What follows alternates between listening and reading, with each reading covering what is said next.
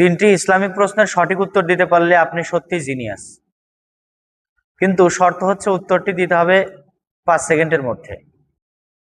প্রশ্ন নম্বর 1, ইসলামের সর্বপ্রথম মসজিদ কোনটি?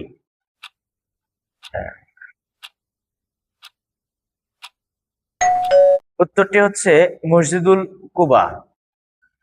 প্রিয় দর্শক, 2 নম্বর প্রশ্ন। এই 2 নম্বর প্রশ্নের উত্তরটি দিতে পারলে আপনি অনেক এগিয়ে রয়েছেন।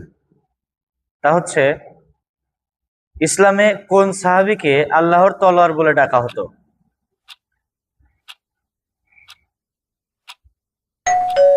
উত্তরটি হচ্ছে হযরত খালিদ বিন ওয়ালিদ রাদিয়াল্লাহু তাআলা আনহু।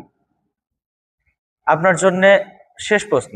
এই প্রশ্নটির উত্তর 90% মানুষই জানে না। প্রশ্নটি হচ্ছে, আল কোরআনের কোন সূরাকে কোরআনের হৃদয় বলা হয়? উত্তরটি দিয়ে দিবেন 5 সেকেন্ডের মধ্যে।